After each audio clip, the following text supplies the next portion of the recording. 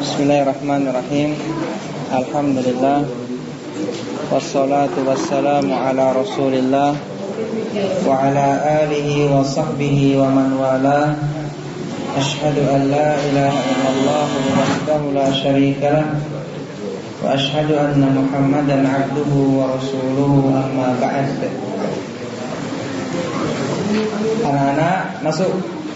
Jangan di luar lagi anak-anak. Anak-anak jangan di balik tirai. Masuk, kita taklim. Enggak lama insyaallah taklim kita, enggak lama.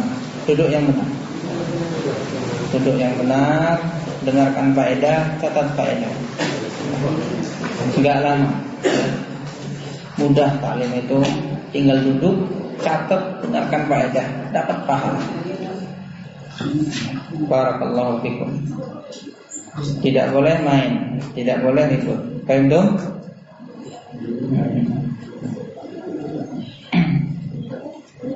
Setelah sholat isya itu nggak boleh keluar kalian, sholat dulu, sholat sunnah. Jangan keluar, jangan main di luar.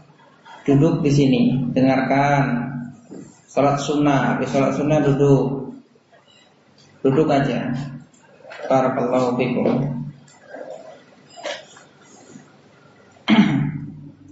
Lebih bermanfaat bagi kalian, lebih bermanfaat.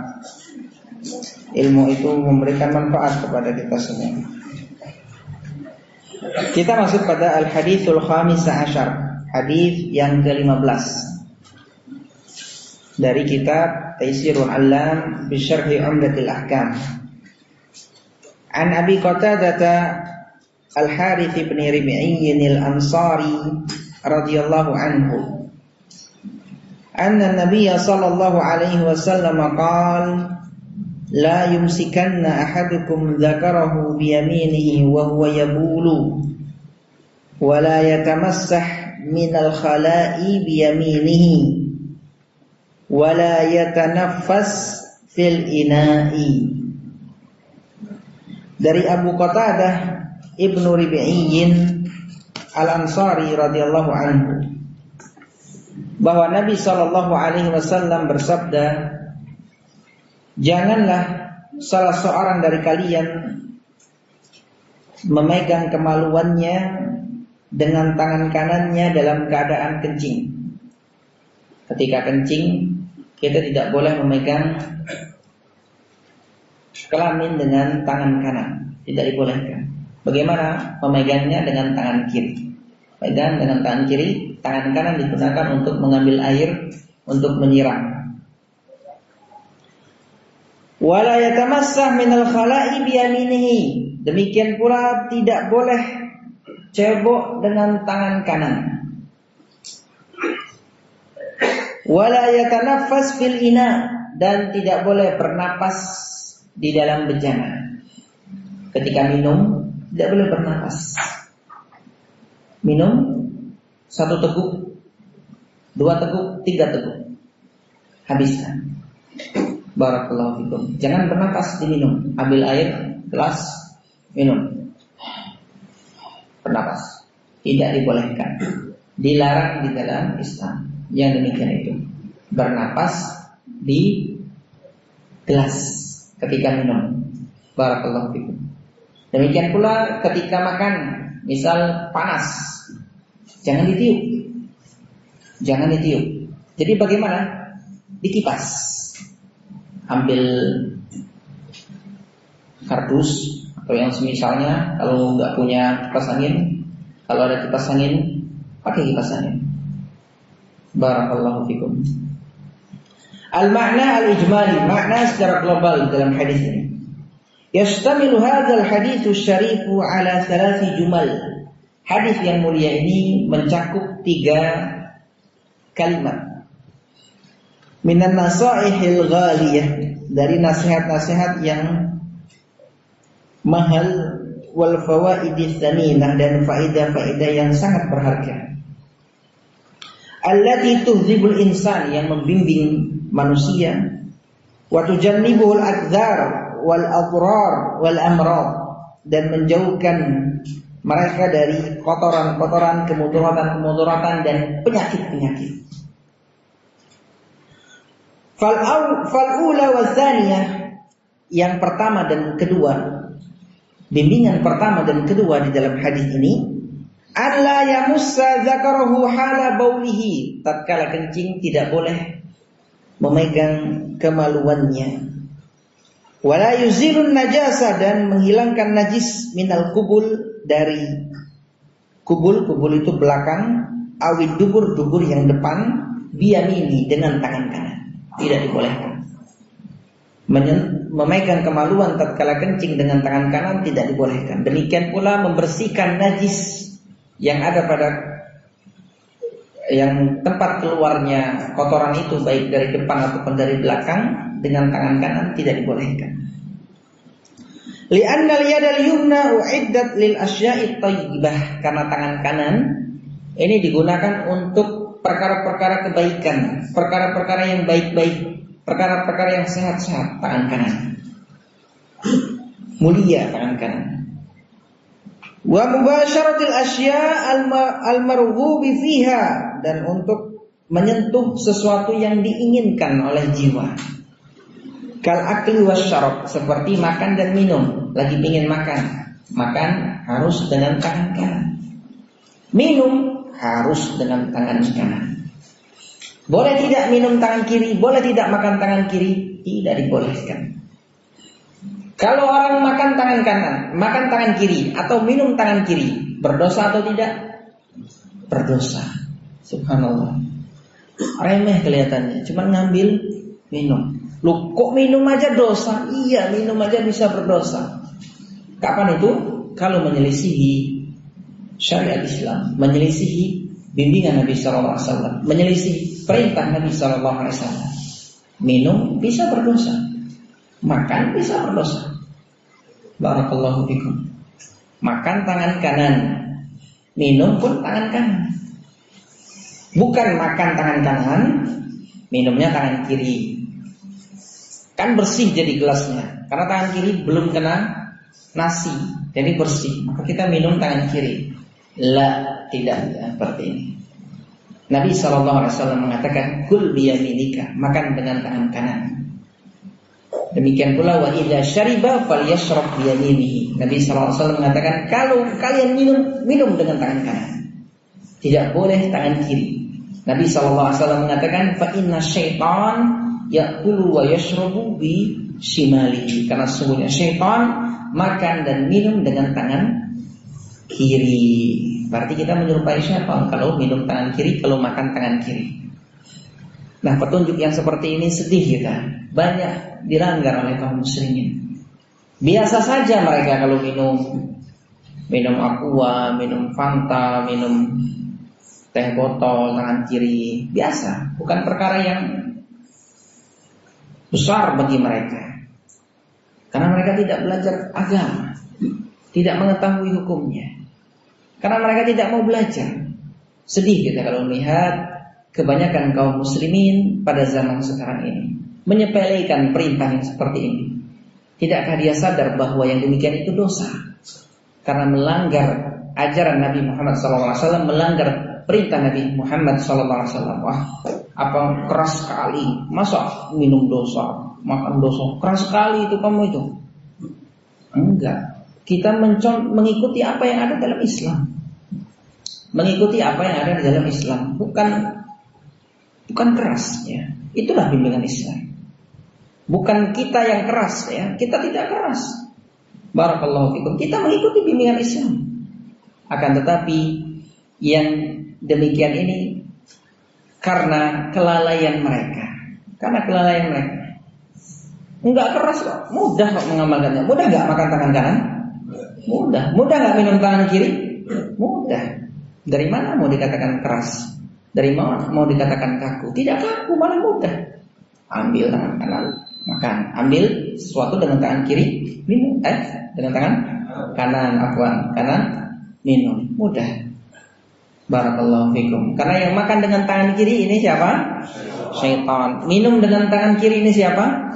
Syaitan. Inilah petunjuk Nabi Muhammad SAW. Ketika tangan kita ada nasi, ada gulai, bagaimana kita untuk minum? Kita minum dengan tangan kanan, kita ambil. Loh nanti gelasnya kotor, cuci kok susah ya? Kotor dicuci. Barakallahu fikum, mudah urusannya, tidak susah ya. Hanya saja kebanyakan manusia itu enggan mengamalkan. Kebiasaan-kebiasaan buruk itu dihilangkan. Semoga Allah Subhanahu wa taala senantiasa menunjuki kita dalam mencontoh Nabi Muhammad sallallahu alaihi wasallam. Fa idza basyaratin najasat wa talawwasat thumma basyaratit ta'am wasyarab wal musafahah wa ghairu dzalik karihat. Apabila tangan tersebut menyentuh najis dan terkena najis tangan kanannya, kemudian setelah itu dia megang makanan, megang minuman, setelah itu dia salaman dan yang lainnya dari perbuatan-perbuatan yang baik, niscaya yang demikian itu akan tidak disukai yang demikian kotor, akan mengganggu orang lain. Wa rubbama hamalat ma'aha syai'an minal amradil khafiyah. Terkadang ada penyakit-penyakit yang tersembunyi di situ yang tidak kita ketahui melalui sentuhan tangan.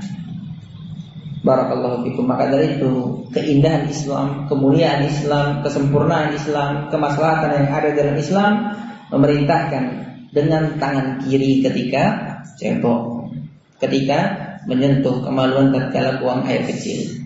Subhanallah.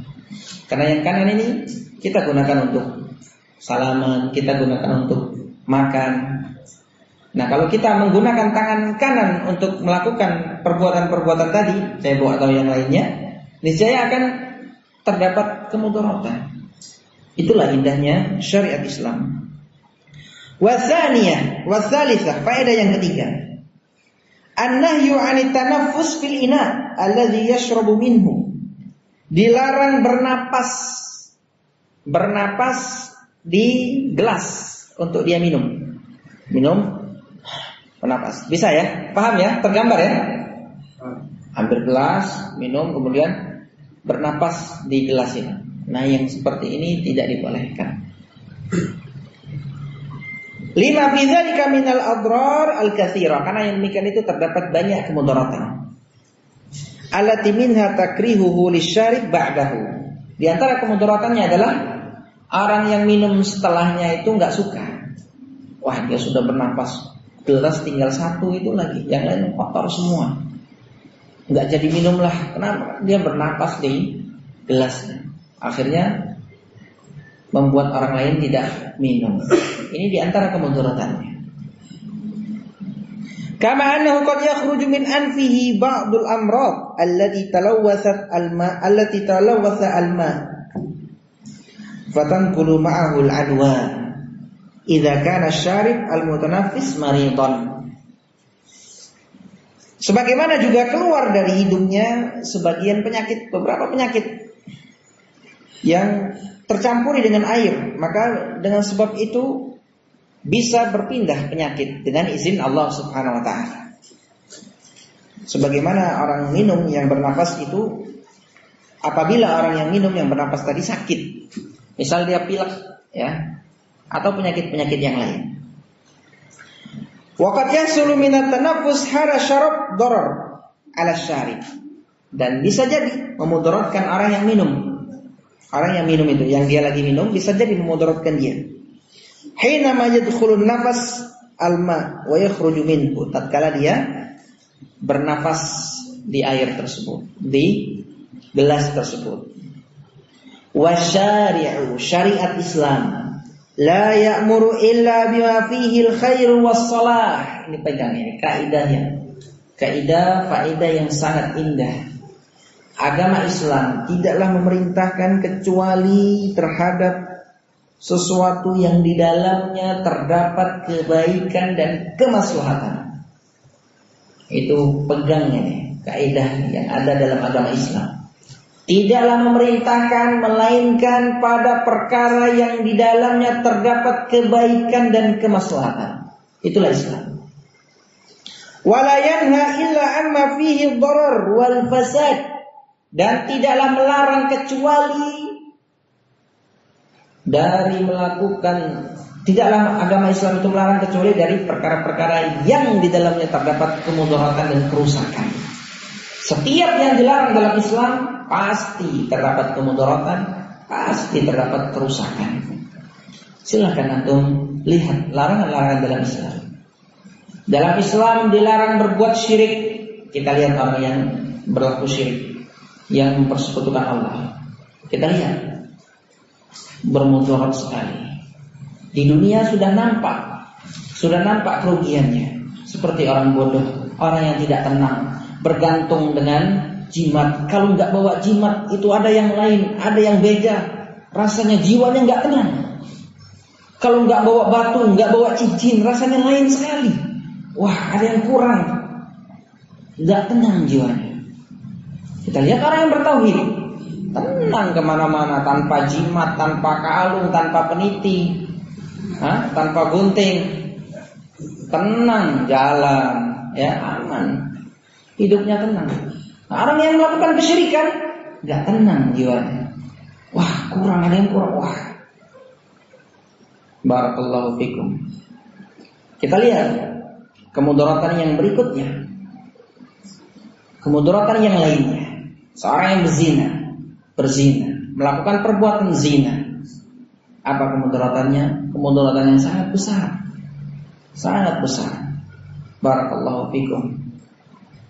Yang merusak nasab anaknya, disebabkan kepada ibunya. Demikian pula dosa itu, naudzubillah, luar biasa kemudaratannya. Kita lihat juga mencuri. Orang yang mencuri, nggak ada yang senang orang yang mencuri. Ya nggak ada, masya Allah kamu pintar sekali mencuri, curilah rumahku, nggak ada. Ya, semua orang nggak ada yang suka. Dalam Islam dilarang, diharamkan mencuri. Lihat orang yang mencuri, kemudaratannya sangat besar. Semua kemudaratan di dalam Islam, di dalamnya semua yang diharamkan di dalam Islam, di dalamnya pasti terdapat kemudaratan. Semua yang dilarang di dalam Islam, di dalamnya pasti terdapat kemudaratan dan kerusakan. Barakallahu fikum. Ikhtilaful ulama, disebutkan di sini perbedaan pendapat di antara ulama. Ikhtilaful ulama, para ulama terjadi perbedaan pendapat. Halin nahyu lit tahrim aw lil karahah. Apakah larangan di sini bermakna haram atau bermakna makruh?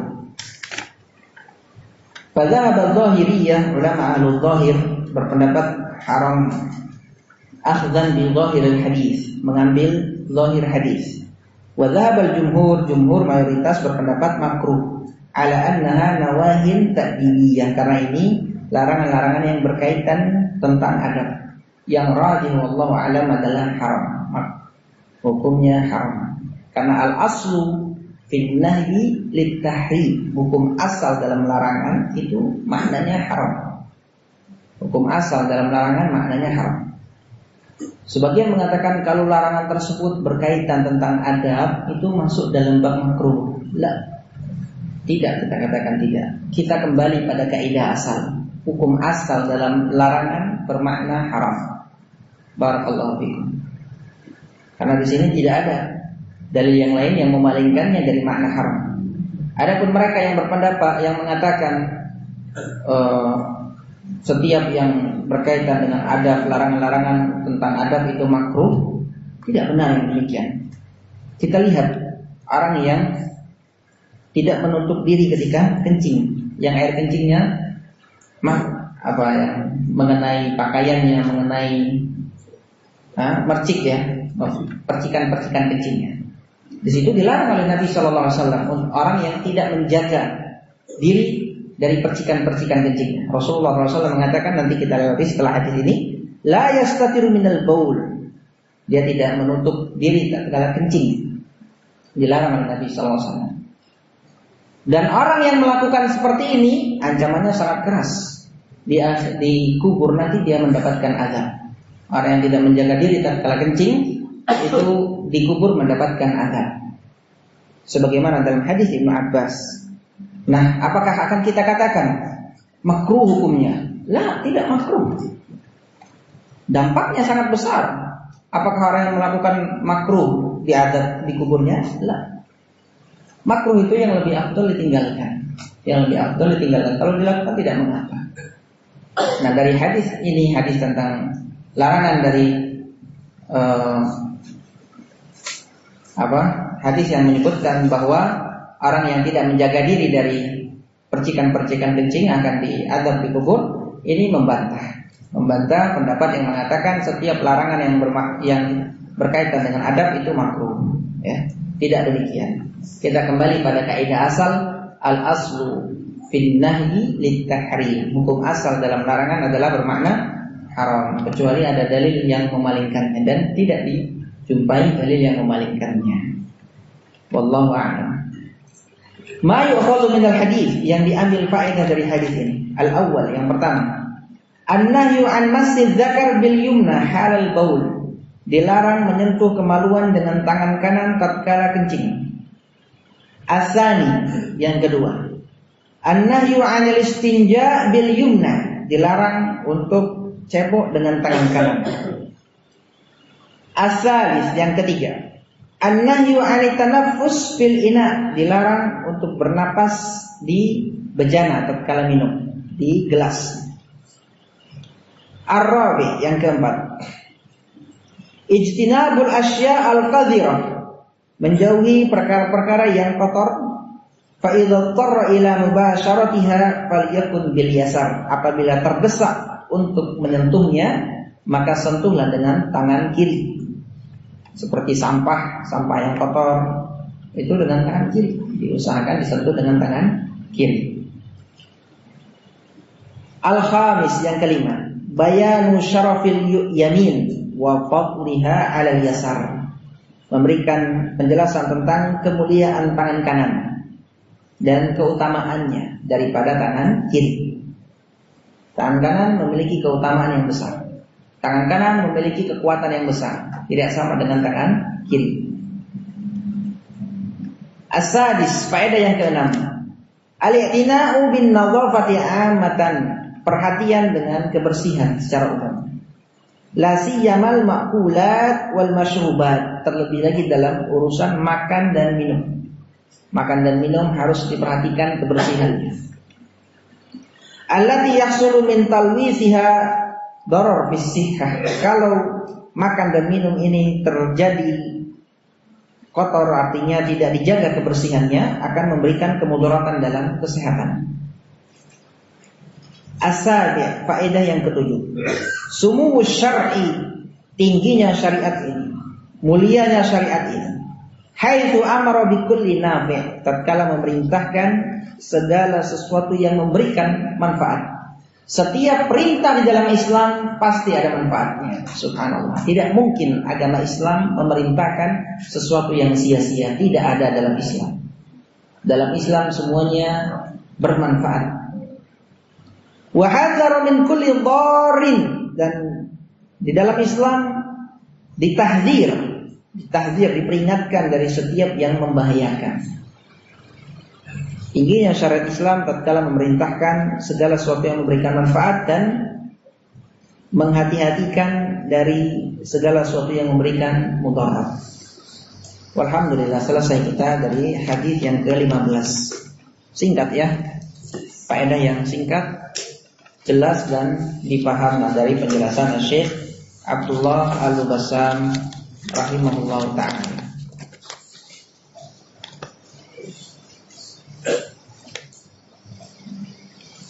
Ada pertanyaan di sini, apakah boleh membatalkan sholat sunnah ketika orang sudah qomat, dan apakah boleh membatalkan sholat sunnah ketika kita masih tahiyat tapi orang sudah sholat? Masya Allah, ahsan, pertanyaan yang bagus. Perlu kita ketahui ayyuhal ahibbah barakallahu fikum, ketika sholat ketika kita hendak memulai sholat, hak qomat itu hak imam, ya, hak imam rawatib. Tatkala imam memerintahkan qomat, berarti muadzin harus qomat. Barakallahu fikum. Karena pada masa Rasulullah SAW, muadzin tidaklah mengumandangkan iqamah kecuali tatkala melihat Rasulullah SAW. Rasulullah datang, qomat langsung. Qomat. Barakallahu fikum. Sehingga ulama menyebutkan bahwa qomat itu hak imam. Jadi dilihat imam rawatib ada, dia minta segera dilangsungkan, qomat langsung. Tanpa memperhatikan kanan kiri. Tanpa memperhatikan kanan kiri. Wah, yang itu belum selesai, yang itu baru mulai, yang itu baru datang, baru sholat. Tidak memperhatikan kanan kiri. Hak iqamah itu hak imam. Jadi bagaimana orang yang sedang sholat sunnah? Rasulullah SAW mengatakan, idza uqimatis shalah fala sholata illal maktubah. Apabila telah diiqamatkan sholat, tidak ada sholat kecuali yang wajib. Berarti batalkan. Rasulullah SAW yang mengatakan demikian. Batalkan sholat, masuk ke saf. Nah, para ulama menyebutkan kecuali kalau sudah tinggal sedikit. Seperti tahiyat. Tahiyat ini kan masih bisa ngejar kita. Ya, muadzin qomat Allahu Akbar sampai selesai itu, insya Allah sudah bisa. Kalau Syekh Ibnu Utsaimin rahimahullah memberikan batasan, itu di ruku yang kedua. Di ruku yang kedua selesaikan. Kalau batasannya ruku yang kedua, itu selesaikan sampai selesai. Setelah itu baru masuk ke saf. Barakallahu fikum. Sehingga kalau masih baru masuk Allahu Akbar, qomat, langsung batalkan.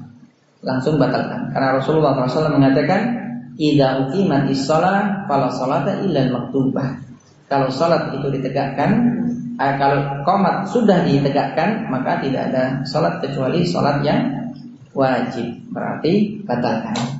Jadi al-afu minkum ini bimbingan syariat ya. Jadi kita enggak perasaan, wah kasihan dia baru datang, enggak gitu. Tidak seperti itu dalam memahaminya. Dalam memahaminya apa? Kita lihat Rasulullah SAW, bimbingan Rasulullah SAW tentang hal ini. Para ulama menjelaskan demikian. Ketika Rasulullah SAW datang dan beliau SAW adalah imam rawatib pada saat itu, ketika melihat Rasulullah SAW maka ditegakkan iqamah. Barakallahu fikum. Intinya hak imamnya. Kalau imamnya ingin ditegakkan iqamah, tegakkan iqamah. Kalau imamnya ingin sholat sunnah di masjid selesaikan. Paham tuh? Jadi ketika masih tahiyat tapi orang sudah iqamat, ya. Tahiyatnya tidak usah disempurnakan kalau sudah orang sholat. Kalau di sini pertanyaannya, tetapi orang sudah sholat. Wah, sudah sholat ini maksudnya sudah? Sudah mulai ya, bukan sudah sholat. Kalau sudah sholat sudah salam. Sudah mulai. Nah, diperingkas, tahiyatnya diperingkas. Mungkin yang wajib-wajib ya, seperti memohon perlindungan itu tidak dibaca boleh karena hukumnya sunnah. Yang wajib-wajib diselesaikan, habis itu salam. Barakallahu fikum. Ini yang disebutkan oleh para ulama kita. Bismillah. Apakah boleh ketika kencing mengenai baju satu percikan tetapi dicuci dengan air? Nah, sebaiknya yang seperti ini dijaga. Ketika kita kencing dijaga benar, jangan sampai kena percikan. Karena dikhawatirkan. Orang yang tidak menjaga diri dari percikan ini diancam dengan mendapatkan azab di kuburnya. Benar-benar dijaga ketika kita buang air kecil, benar-benar dijaga, jangan sampai kena percikan.